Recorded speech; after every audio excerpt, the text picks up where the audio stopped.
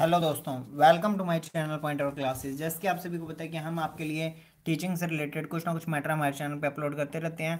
जैसे कि कोई भी हुई टीचिंग की, माइक्रो टीचिंग हुई, मैक्रो टीचिंग हुई, जो भी होता है उस सारे की चीज़ें हम अपलोड करते रहते हैं। तो आज हम आपको बताने वाले हैं कि अभी तक हमने अपने चैनल पर बहुत सारा मैटर अपलोड कर दिया है। अगर आपने वो नहीं देखा तो उसको जाकर ज़रूर देखें।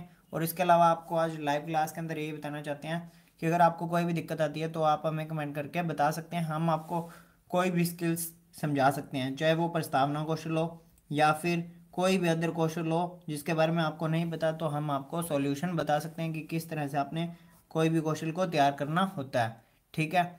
इसके अलावा प्रस्तावना कौशल हुआ या कोई भी टीचिंग होती है जिसके बीच में आपको लेसन प्लानिंग में दिक्कत आती है, तो आप हमें कमेंट कर सकते हैं। इसके बाद में बात करते हैं कि अगर आपने हमारे चैनल पे माइक्रो एंड मैक्रो टीचिंग की सीरीज़ वाली वीडियोस नहीं देखी हैं तो उसके बीच में आप देख सकते हैं।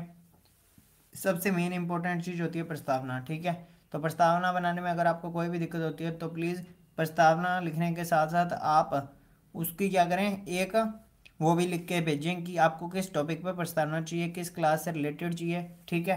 तो स्टार्ट करते हैं इस वीडियो को और आपको ये बताते हैं कि आपको प्रस्तावना को किस तरह से तैयार करना होता है। तो ये वीडियो रहेगी स्पेशली एसएसटी वाले बच्चों के लिए रिलेटेड है कि एसएसटी के बच्चे किस तरह से प्रस्तावना को तैयार कर सकते हैं। तो सबसे पहले हम बात करते हैं कुछ क्वेश्चंस की जिससे रिलेटेड आप प्रस्तावना को तैयार कर सकते हैं। तो सबसे पहले आप क्वेश्चन बनाते हैं, आप पॉलिटिकल से रिलेटेड हैं तो हम किस देश में रहते हैं, या आप जो ज्योग्राफी है उसके बीच में भी इसी तरह से बना सकते हैं। ठीक है। हम किस देश में रहते हैं तो भारत में।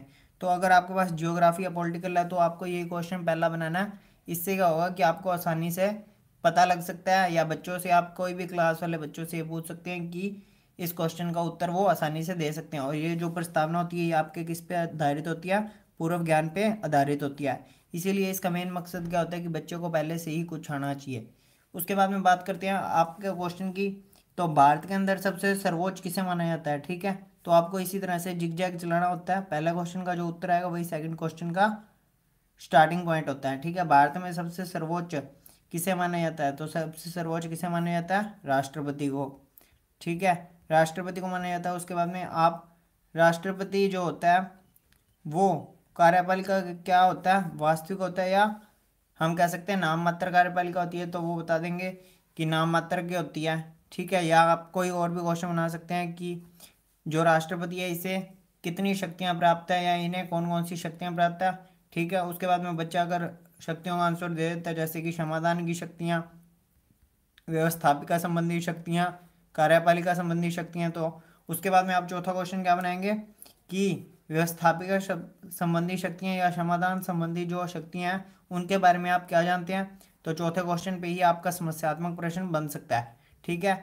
ज़्यादा से ज़्यादा आप क्या करें कि पॉलिटिकल के अंदर आपको चार चार ही क्वेश्चन मेनली पूछ सकते हैं। चार क्वेश्चनों पे अगर आपका क्वेश्चन कंप्लीट हो रहा है तो बढ़िया है। वैसे अगर आप कोई और भी क्वेश्चंस को बनाना चाहते हो तो यहाँ पे आप क्वेश्चन चेंज कर सकते हैं। ठीक है। यहाँ पे आप क्वेश्चन ये भी बना सकते हैं कि किस देश का संविधान सबसे बड़ा है, ये कह सकते हैं, तो वो आएगा भारत। ठीक है। भारत के अंदर 395 अनुच्छेद और 22 भाग के साथ 12 अनुसूचियाँ हैं। तो ये सारी की सारी चीज़ें आपको पता होनी चाहिए। उसके बाद में बात करते हैं जियोग्राफी वाले बच्चों की। तो जियोग्राफी वाले बच्चे किस तरह से बनाएंगे, तो जियोग्राफी के बच्चे सबसे पहला क्वेश्चन बनाएंगे सूर्य। सूर्य पे अगर आपको क्वेश्चन लिखना है तो आप ऐसे बनाएं, सबसे चमकीला तारा कौन सा है। ठीक है। सबसे चमकीला तारा कौन सा है, तो ये हो गया आपका सूर्य। उसके बाद में जो आपका दूसरा क्वेश्चन बनेगा वो सूर्य से ही बनना चाहिए। तो सूर्य के साथ जितने भी ग्रह हैं, ठीक है, सूर्य के साथ जितने भी ग्रह हैं उनके समूह को क्या कहते हैं, तो उनके समूह को क्या कहते हैं, सौर परिवार, या हम कह सकते हैं सौर मंडल। ठीक है। उसके बाद में आपको क्या करना है, तीसरा क्वेश्चन के अंदर सौर मंडल जो है, सौर मंडल, तो सौर मंडल के अंदर किस ग्रह को जीवंत ग्रह के नाम से जाना जाता है, मतलब कि जिस पे जीवन संभव है, तो उसका आंसर क्या आएगा, पृथ्वी। तो ये हो गया, इसका आंसर पृथ्वी हो गया। उसके बाद में आगे बात करते हैं, इसके बाद का आपको क्वेश्चन क्या बनाना है, चौथा क्वेश्चन ये बनेगा कि जैसे आपने कोई भी क्वेश्चन बढ़ाना है जो कि पृथ्वी से रिलेटेड है, जैसे खनिज हुए, पृथ्वी की वनस्पति हुई, किसी भी धरातल की वनस्पति होगी। ठीक है। पृथ्वी के अंदर की जो चट्टाने हैं उसके बारे में हुए।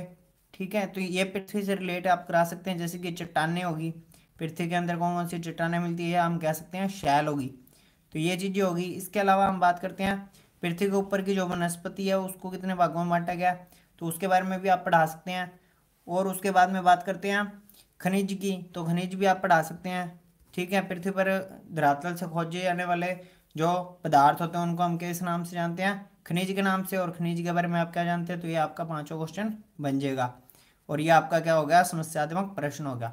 इसके साथ ही आप क्या करें कि किसी भी बच्चे को अगर कोई भी दिक्कत आती है तो उससे वीडियो शेयर करें और उसे कमेंट करने को कहें, तभी हमें पता लग सकता है कि क्या आपकी दिक्कत आ सकती है। उसके बाद में आगे देखते हैं, जैसे कि ज्योग्राफी वाले हो गए और पॉलिटिकल वाले हो गए, और अब बचे ज्योग्राफी, पॉलिटिकल और हिस्ट्री। हिस्ट्री वाले बच्चों के लिए स्पेशली है ये। ठीक है, तो हिस्ट्री वाले बच्चे किस तरह से प्रस्तावना को बनाएंगे, पहला क्वेश्चन तो होगा, अगर तो आप देखिए इसके बीच में क्या होता है कि अगर आपने राजस्थान का कोई भी महान राजा पढ़ाना है, ठीक है, तो राजस्थान का कोई भी महान राजा पढ़ाना है तो सीधा आप राजस्थान के राजा के ऊपर नहीं आ सकते। तो आपको क्या करना पड़ेगा, राजस्थान के सबसे पहले राजस्थान के ज़िले पे आना पड़ेगा। ठीक है, राजस्थान के ज़िले के आने के बाद उसकी जो मुख्य विशेषता है, ठीक है, अगर तो वो किसी राजा ने बनाई है तो उसकी एक मुख्य विशेषता के बारे में आपको पता होना चाहिए कि इसकी मुख्य विशेषता क्या है। या फिर ऐसी कोई भी कलाकृति जिसका निर्माण किसी राजा ने कराया है, तो आपको क्या करना पड़ेगा, उस कलाकृति का ऊपर आपको क्वेश्चन लेके आना पड़ेगा जिले के बाद। ठीक है, जिले के बाद आप उस कलाकृति पे क्वेश्चन लेके आते हैं और क्वेश्चन लेने के आने के बाद आप क्या कहेंगे कि यह कलाकृति का निर्माण किसने करवाया, तो उस राजा का नाम आ जाएगा। जैसे कि अगर कुंभा ने कोई भी, जैसे कुंभलगढ़ दुर्ग का निर्माण करवाया है, तो आप क्या करेंगे, सबसे पहले राजस्थान के ऊपर लेके आएंगे अपने क्वेश्चन को। उसके बाद में आप उदयपुर पे लेके आएंगे, या हम कह सकते हैं चित्तौड़गढ़ पे लेके आएंगे। चित्तौड़गढ़ में लेके आने के बाद आप क्या करेंगे, चित्तौड़गढ़ से आप किसी भी राजा के बारे में आप बताना चाहते हैं तो कुंभलगढ़ पे लेके आएंगे। ठीक है, फिर कुंभलगढ़ का दुर्ग किसने बनवाया, तो कुंभा ने बनवाया, तो कुंभा से आप क्वेश्चन बना देंगे कि आप कुंभा के बारे में क्या जानते हैं। ठीक है, तो फिर वो आपका बन जाएगा समस्यात्मक प्रश्न। ठीक है, उसके बाद में हम बात करते हैं, इसके बाद में अगर आपको किसी भी चैप्टर से रिलेटेड प्रॉब्लम होती है तो आप हमें कमेंट सेक्शन में बता सकते हैं। और कोई भी दिक्कत आती है तो भी आप हमें टेलीग्राम चैनल से हमसे ज्वाइन कर सकते हैं। और अगर कोई भी प्रॉब्लम है तो भी आप हमें लाइव चैट के अंदर क्वेश्चंस पूछ सकते हैं। ठीक है, तो इसके अलावा और कुछ भी अगर आपको बता देते हैं कि हमारे चैनल पे अपलोडेड हैं वीडियोस कुछ, जिसके बीच में आपको क्या बताया गया, कुछ प्रस्तावनाएं बताई हुई हैं जिसके बीच में कम से कम सबसे ज़्यादा जो प्रस्तावनाएं हैं वो एसएसटी की हैं। उसके अलावा हम इंग्लिश की भी कई सारी वीडियोस डाल चुके हैं। ठीक है, और आपको मैक्रो टीचिंग के बारे में बता देते हैं कि मैक्रो टीचिंग किस तरह से की जाती है। तो मैक्रो टीचिंग के अंदर जो जो मेन मेन पॉइंट होते हैं वो आपको बता देते हैं। तो मैक्रो टीचिंग के अंदर सबसे पहले क्या होता है कि आपको सामान्य उद्देश्य आते हैं। ठीक है, सामान्य उद्देश्य आते हैं। उसके बाद में दूसरे नंबर पे विशिष्ट उद्देश्य आते हैं। विशिष्ट उद्देश्य आने के बाद में आपको तीसरे नंबर पे क्या होता है, पूर्व ज्ञान आता है। पूर्व ज्ञान के बाद में चौथा पॉइंट आपका क्या आता है, तो चौथा पॉइंट आपका आता है पूर्व ज्ञान के बाद में सहायक सामग्री। ठीक है, सहायक सामग्री होगी। पांचवा पॉइंट आपका आता है शिक्षण विधियाँ, तो जो भी शिक्षण विधियाँ यूज़ की हैं वो आ गई शिक्षण विधियाँ।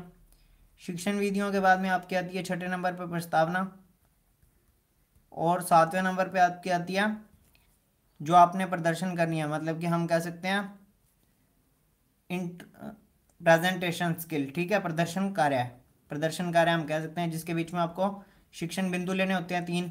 शिक्षण बिंदु लेने के बाद आपको क्या करना होता है, उसके बाद में आपको 8वें नंबर पे मूल्यांकन प्रश्न भी पूछने होते हैं और पुनरावृत्ति प्रश्न भी पूछने होते हैं। तो मूल्यांकन प्रश्न से पहले आपको पुनरावलोकन प्रश्न पूछने होते हैं, पुनरावृत्ति प्रश्न, तो वो भी मैं आपको बता देता हूँ। पुनरावृत्ति क्वेश्चन जो होते हैं वो आपको 4 से 5 पूछने होते हैं जो आपने बच्चों को पढ़ाए हैं।